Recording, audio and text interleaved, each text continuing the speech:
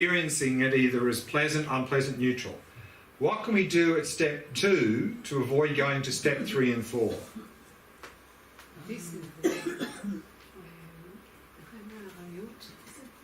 Impermanence. Impermanence. Stay and feel it till it's passive. Impermanence.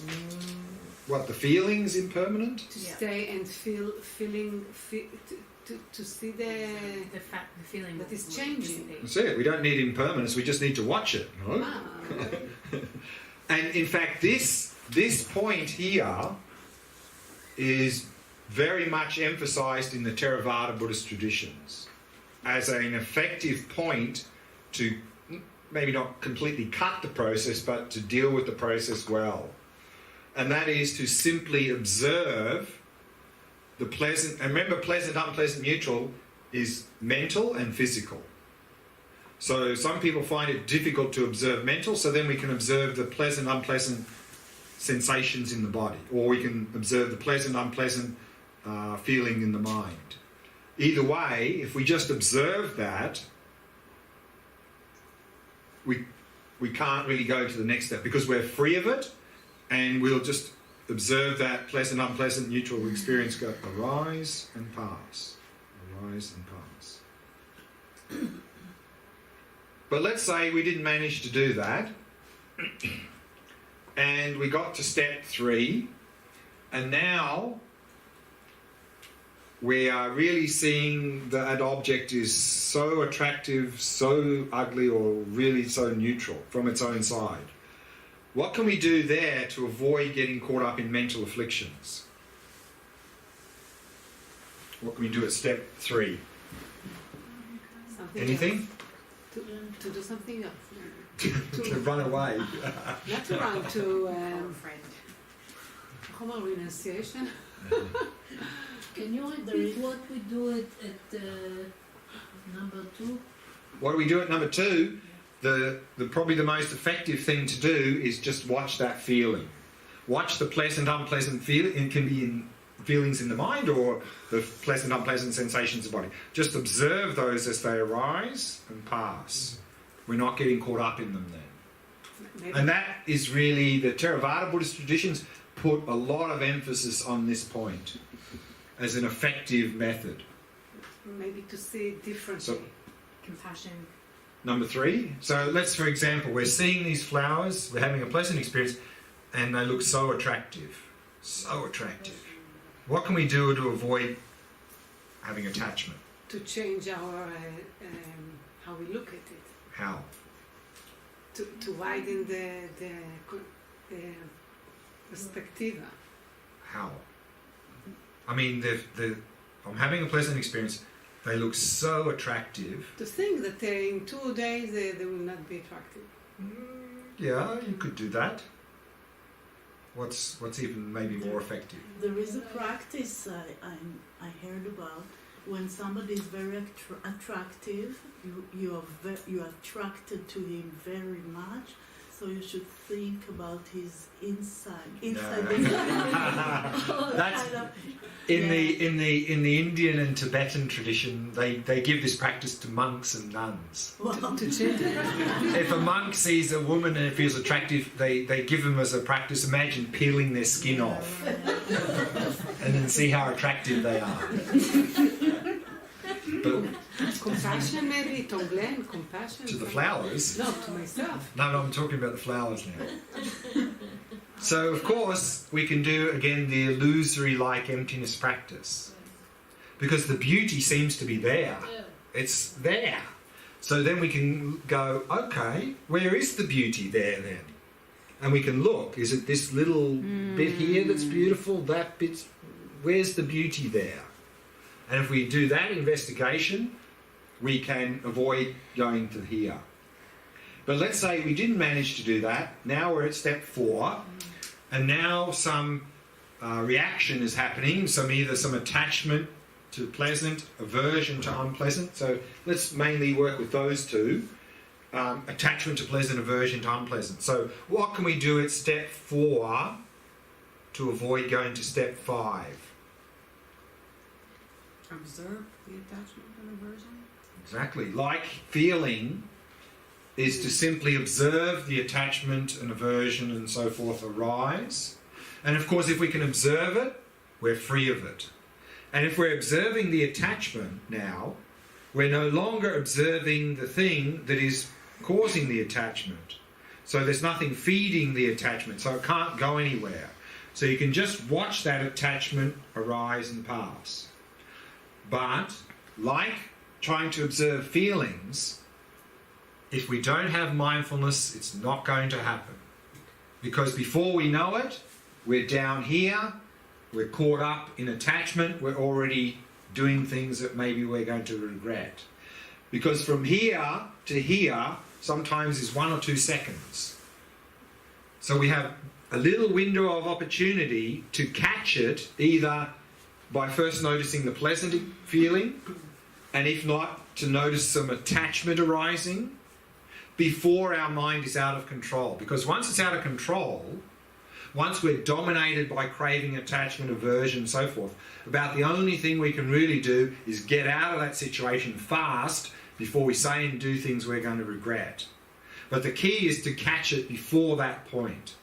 And we can only really do that effectively if we have mindfulness. So that's why the Shamatha practice is so helpful. Because we strengthen mindfulness in Shamatha, which means in daily life, we're going to be out, particularly if we're doing Shamatha practice observing the mind, but Shamatha practice in general, of course, we're going to be able to notice these reactions, these mental afflictions, when they're first starting to arise. We're still in control. We're going to notice that and go, oh, look at that. And then all we need to do is watch it. Because if we watch it, we're free of it, and then we're not focusing on the thing that's causing it. It can't go anywhere. It will simply arise and pass, arise and pass. So that's one thing we can do. Very effective. But there's at least 2 other things we can do here. I don't understand the situation between 2 and 4. 2 and 4. Yes. So two is, what is one is we see the flowers. Okay. And then we have a pleasant experience when we see the flowers. So we can have pleasant sensations or pleasant feeling in the mind. So that's the initial thing. We just look and instantly there's some pleasant experience. And then on the basis of that pleasant experience, almost immediately we're seeing the beauty there. And then because of that, then we have attachment. So this can all happen in like about 1 second. So number 4, it's just, we take it already? No, we're wanting it. We're moving toward it.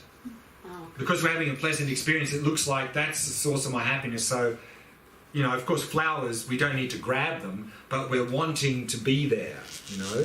We don't want to be separated from that experience. That's attachment. Suffering happen before action, though? I mean, we're already suffering here. I mean, mental afflictions, the definition is there's something that agitates and disturbs the mind. So already here, it's not pleasant, particularly if it's very strong. I mean, even strong attachment really agitates the mind. I mean, anger, of course, jealousy. I mean, already we have some suffering here, mental suffering. So number 2, it's like when it's arising. Yeah, so number 2 is we're just... Started to arise. Number 1 is appearing. Number 2 is we see it, and based on that, we instantly have either a pleasant, unpleasant, or neutral experience. And then, of course, that instantly follows on the basis of pleasant experience, beauty. And then, I want that. So here, one thing we can do is mindfulness. What else can we do at step 4 apart from just observing the mental affliction? Tonglen. Imagining others suffering, others attachment. Yeah. So yeah, that's good. So that's antidote. So we can apply antidotes, and we can apply antidotes particularly from the compassion wing and the wisdom wing. In compassion wing, one example is the Tonglen, is that if we're having a mental affliction arising, we can go, okay, I'm going to take on everyone else's attachment and give them happiness. And that will dissipate the attachment. From the wisdom wing, we can do, particularly here for attachment, is impermanence. In fact, often in the text, it says, what is the antidote to attachment? Impermanence. Because if we can see these flowers, for example, as changing moment by moment, then there's nothing to grab. Because there's nothing static there. It's just constantly changing, flow. So there's nothing for attachment to grab hold of. Similarly with aversion. So impermanence, and of course intellectual understanding of impermanence is probably not going to work very well. But if we have some experience of impermanence in meditation, then we can just bring that very quickly to that and experientially see that as changing moment by moment. Then that will dissipate not only attachment but other mental afflictions. The flower will change, or my feeling will change? No, your perception of them, your perspective on them. Ah. You'll see them experientially as constantly changing. Mm-hmm. Then there's no basis to have grasping with craving and attachment. And then, of course, in terms of antidote, wisdom at the deeper level, so impermanence is good antidote. At a deeper level, we can do what's called the 3 spheres.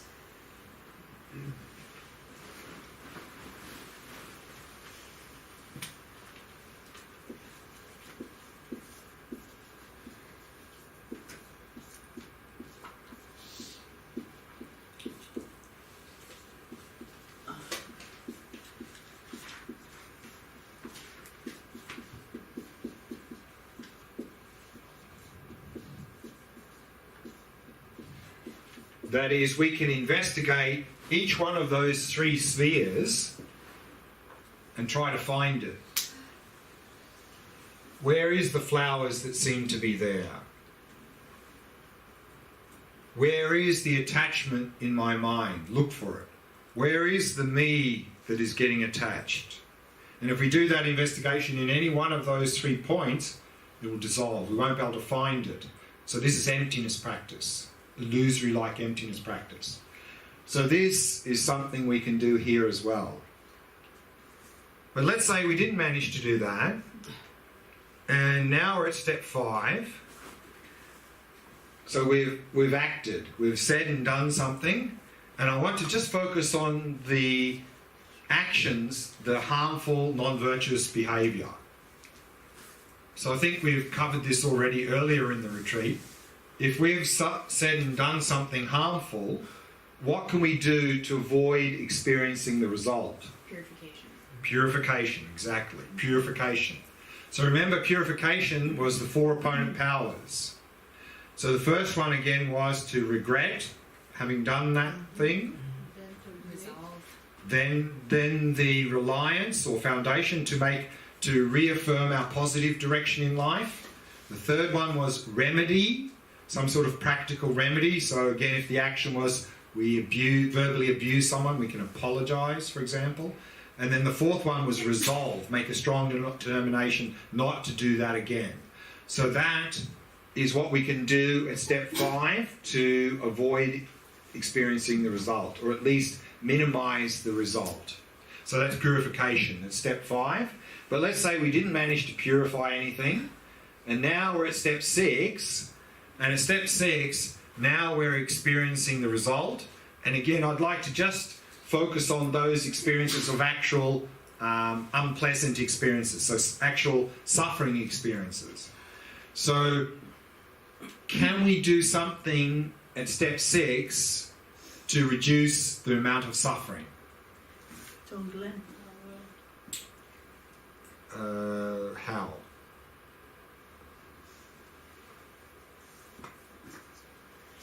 Compassion.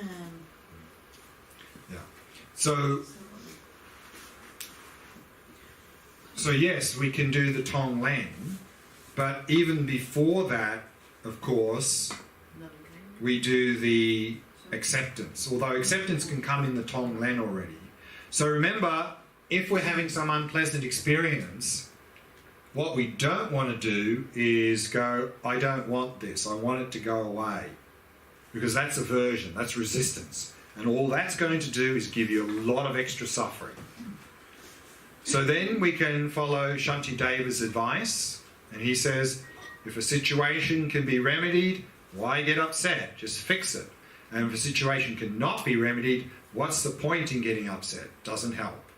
That's acceptance. So acceptance means acknowledging in the present moment, I am experiencing this unpleasant experience.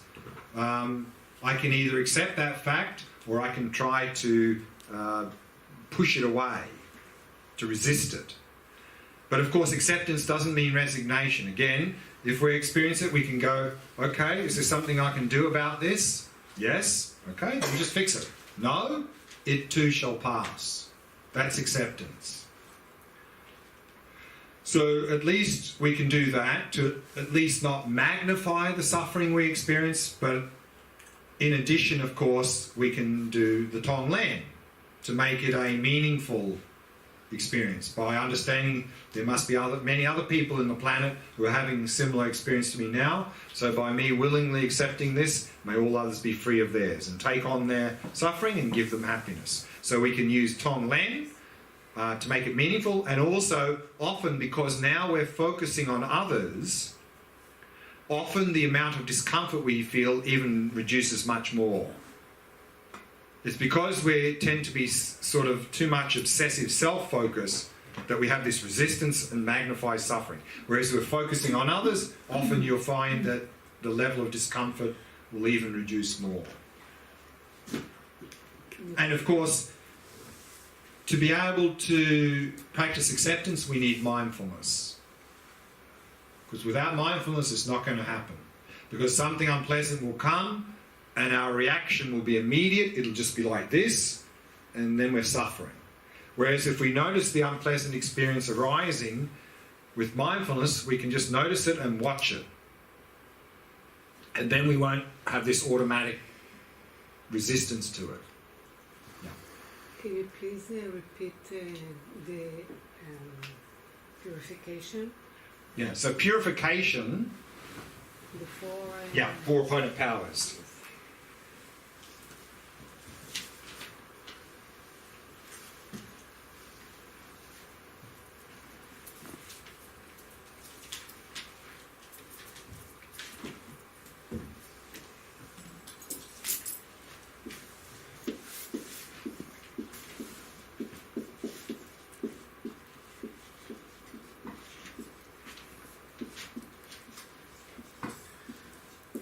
So the first, of course, is having done something harmful to develop sincere regret. But remember, regret and guilt are very different.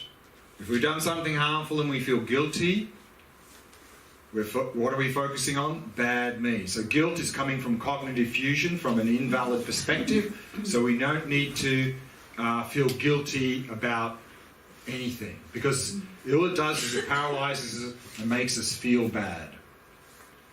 So rather simply have the correct perspective and acknowledge I did this harmful behavior, and then we can regret the behavior. So regret is coming from a correct perspective, and it really helps us to reduce that negative imprint, negative habit. So that's the first thing. And then the second one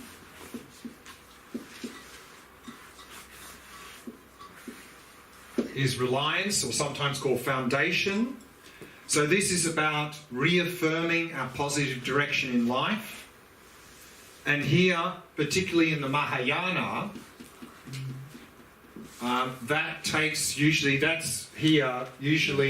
said to be two things we do, is to go for refuge to Buddha Dharma Sangha, and again generate our positive motivation of bodhicitta.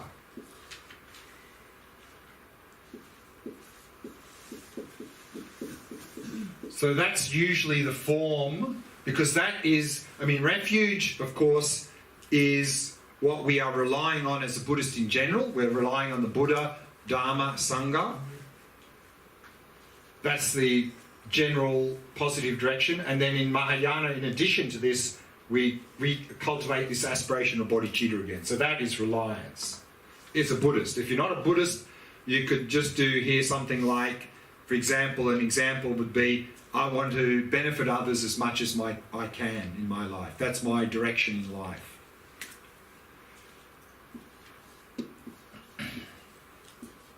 And then remedy is some practical remedy for that negative behaviour. And so what we've seen here, of course, is that the long-term remedy is this wisdom of emptiness. Because all negative actions are based on ignorance, and wisdom of emptiness is what's cutting that. So the wisdom of emptiness will be the remedy for all negative imprints and habits in the long term, but in the short term, practical remedy, something positive opposite. If you can't do something positive opposite for some whatever reason, then any positive behaviour with a motivation of wishing to overcome that negative habit is effective. And then the last one is resolve. Is again to make a strong determination not to do that negative behaviour again. So ideally, as soon as we've noticed we've done something harmful, to go through these 4 points. That would be the best for purification. What about forgiveness? Forgiveness. It's like to Forgiving yourself. I mean, that's in Buddhism, we don't really see the word forgiveness, but rather we just use the word compassion. Compassion. You didn't say about the remedy. Like in the Buddhist tradition, it's Well, there's many things you can do. As a Buddhist, yeah, you can... And most of those are virtuous activities like, chanting mantras and stuff. But again, the motivation is wishing to overcome that negative behaviour.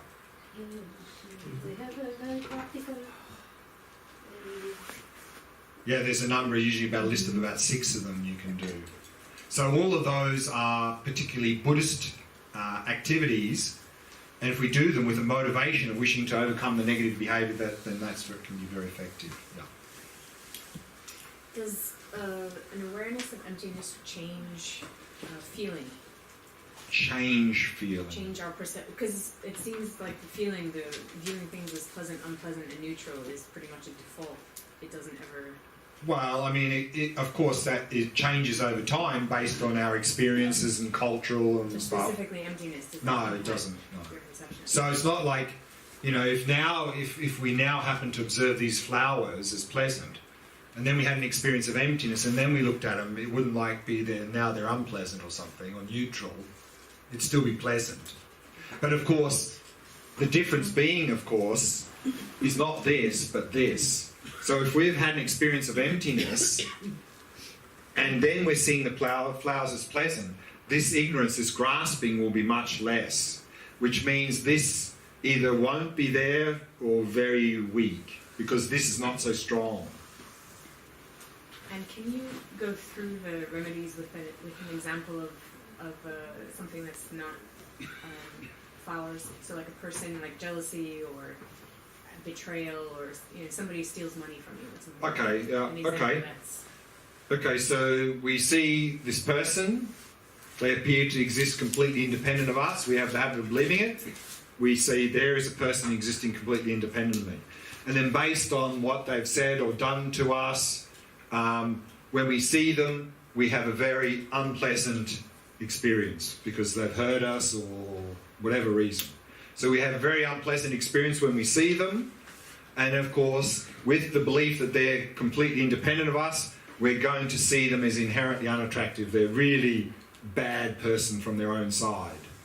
And then, of course, that's going to lead to aversion, probably very strong aversion, maybe hostility, anger, hatred, and then we may say and do things based on that, and that's going to lead to suffering. And so the antidotes for that... Right. So then the antidotes would be, again, if that person, if we know we're going to get angry at them or go completely out of control, then maybe don't unnecessarily go and look for that person. That's a good start. But let's say they've appeared, then if we've got some experience of emptiness, we can see that person and see, well, they look like they're existing completely there, independent of me. But we can investigate that appearance to see where is that person that seems to be there, and hopefully at best case to reduce the then grasping. But if we didn't do that, and this unpleasant feeling's arising, just notice that unpleasant feeling arising when we see that person. And if we can notice it, it can't go anywhere. We're free of it, and it'll just arise and pass. But if we didn't manage to do that, and we're really seeing them as completely unattractive or bad from their own side, we can look for that. Where is the ugliness or the in that from their own side to diffuse this? But if we didn't manage to do that, and some aversion, anger, hatred is arising, hopefully with mindfulness we can notice that starting to come up and just watch that. Because if we're watching that, we're not focusing on the person who's causing that. And so we can simply watch that anger, aversion, whatever, arise and pass. But of course, if we didn't manage to do that, we reacted and we said some very nasty, horrible things to them or beat them up or something, then we can go through the purification here, regret having said those things, make a strong and reaffirm I don't want to harm people in my life, maybe apologise to them and make a strong determination not to get angry and attack people again. But then, of course, if we didn't manage to do that, then we're here. But of course, this here is not something like immediate. It's not like when you do some action, you're experiencing the result immediately. You know? So this will not be the sort of thing that's happening straight after that. That would be coming much later. But sometimes we react to someone that is not all right with us, and the reaction stops it, like from self-defense or something. Yeah, but stops it, but more often than not it can make it worse. And of course, the problem is that when we react, not only what's happening is we're increasing our habit of reacting in a negative way, which means we're going to do that again and again and again and be stronger reacting in future situations. So we're already also building the habit to react in a negative way more and more and more. We don't want to do that for the future. So what we're saying here is we don't need to react to deal with a difficult situation. We can respond with compassion. Compassion can be very forceful when necessary. Yeah, that's what I'm asking. Yeah. So if we can do this illusory like emptiness practice, and for example the person is physically attacking us, we don't need to get angry, because often if we get angry, like really angry, we overreact, we use excessive force and the whole situation gets out of control. Rather, if we can manage to do some of this illusory emptiness practice, then what you will find is when they're physically attacking us, rather than getting angry, compassion will arise, and we're seeing that that person is really messed up. They're causing a lot of suffering to themselves and to the people around them, and that compassion will drive us to help that person stop that. And if necessary, we'll use physical force to restrain that person with compassion, like very strong. So thank you, that was really helpful. Mm-hmm. When it's neutral, that like I don't. Yeah, so neutral here, I mean, it's these two that really get us into the most trouble. What neutral does is it simply reinforces our grasping. It just keeps that strong. It doesn't usually lead directly to a reaction as much as pleasant, unpleasant. So it's not a big source of suffering generally. Well, indirectly, because this is just constantly reinforcing things existing independent of us. So it is reinforcing our ignorance. So in that sense, it's not really a good thing. The question that we asked about the flower or it's like taking, the question takes us out of the conceptual mind. That's what it's doing. But remember, this sort of questioning is not a huge intellectual thing. I know, but the minute that I'm asking, like I'm... Well, it's. I mean, the thing is, if we're familiar with emptiness, experientially a little bit, and we're like we're not probably sitting there going, where is the beauty there? I mean, we're probably not doing that. What's happening is we're looking, and because of our experience of emptiness, we are automatically